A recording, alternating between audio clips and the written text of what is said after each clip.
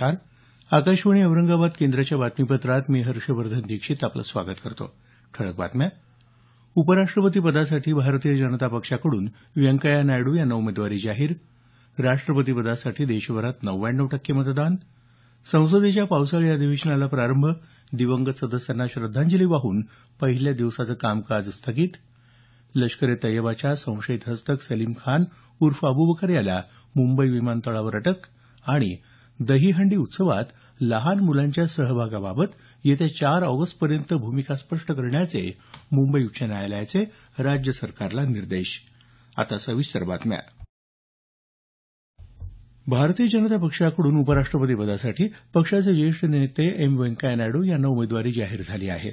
पंतप्रधान नरेंद्र मोदी यांच्या उपस्थितीत काल भारतीय जनता पक्षाच्या संसदीय मंडळाची बैठक झाली.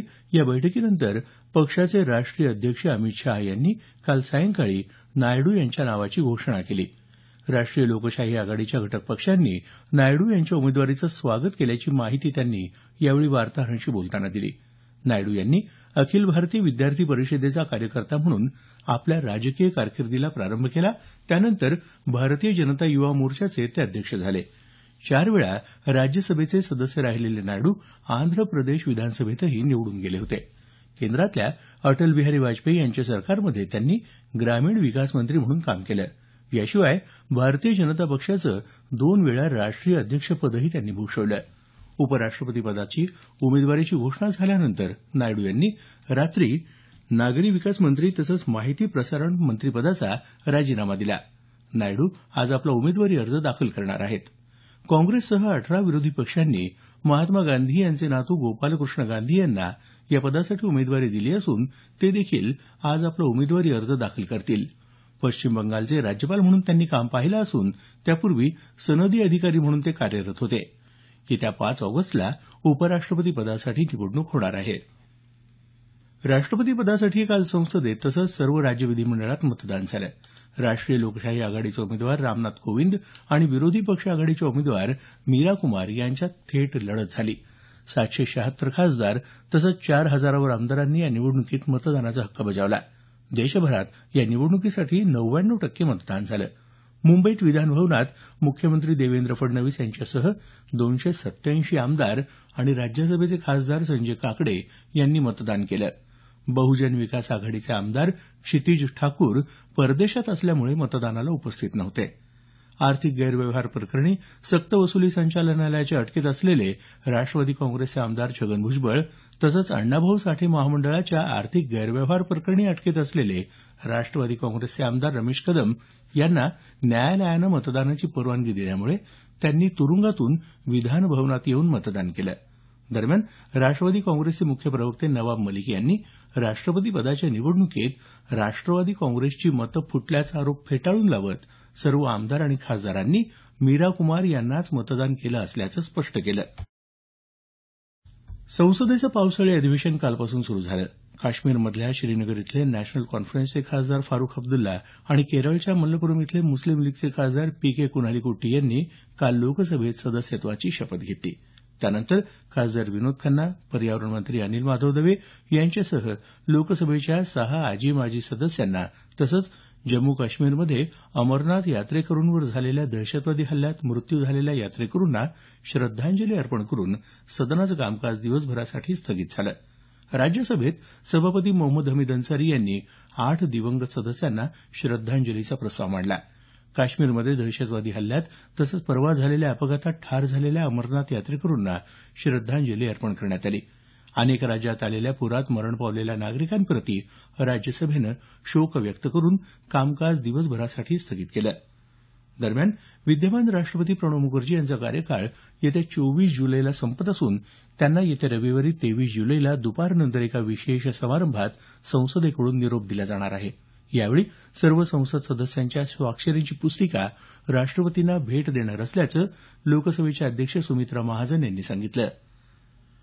लष्कर ए तय्यबा या पाकिस्तानी दहशतवादी संघटनेचा संशयित हस्तक सलीम खान उर्फ अबू अमर याला काल मुंबई विमानतळावर अटक करण्यात आली.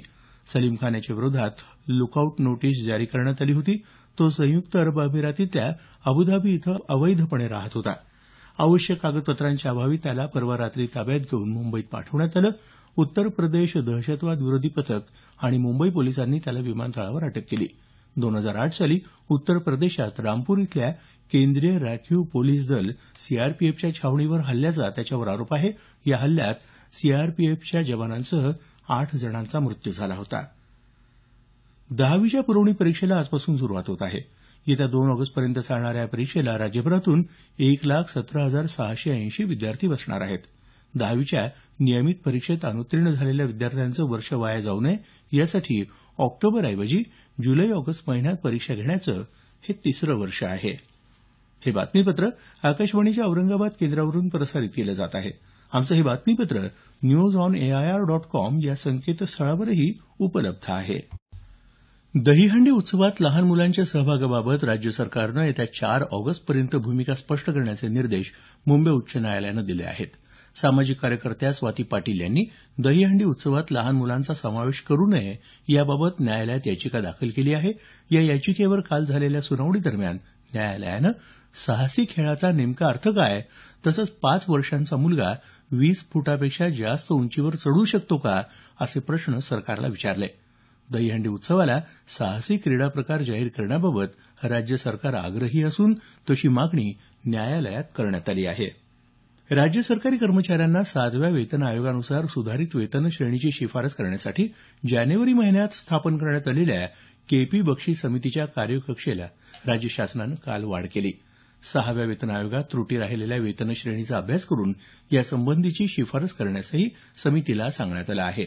याबाबतचा शासनादेश काल जारी करण्यात आला. लातूर शहर अतिक्रमणमुक्त करून वाहतूक व्यवस्था सुरळीत करण्याला प्राधान्य दिलं जात असून त्यासाठी थोडा वेळ द्यावा अशी विनंती लातूरचे महापौर सुरेश पवार तसंच उपमहापौर देविदास काळे यांनी केली आहे. ते काल लातूर इथं वार्ताहर परिषदेत बोलत होते. पाणी वितरण व्यवस्था सुरळीत करण्यासाठीही प्रयत्न सुरू असल्याचं महापौरांनी यावेळी सांगितलं. परभणी जिल्ह्यात सार्वजनिक वितरण व्यवस्थेतला गहू काळ्या बाजारात विक्रीसाठी नेणाऱ्या एकाला काल अटक करण्यात आली.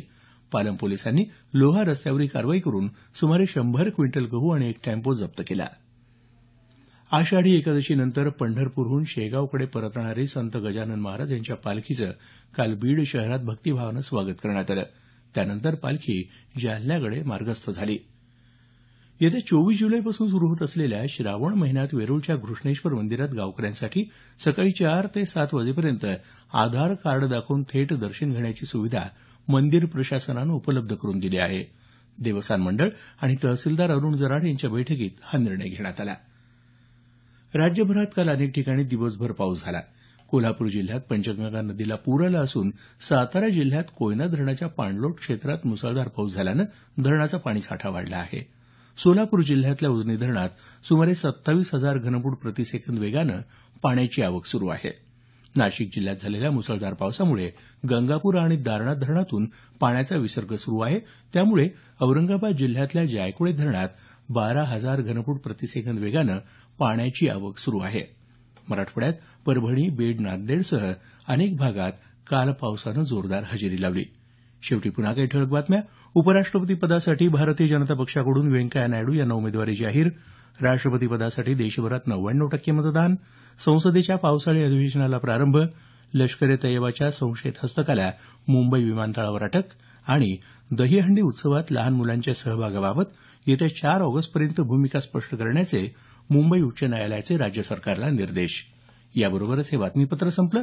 आमचं यानंतरचं मराठी संक्षिप्त बातमीपत्र सकाळी 10 वाजता.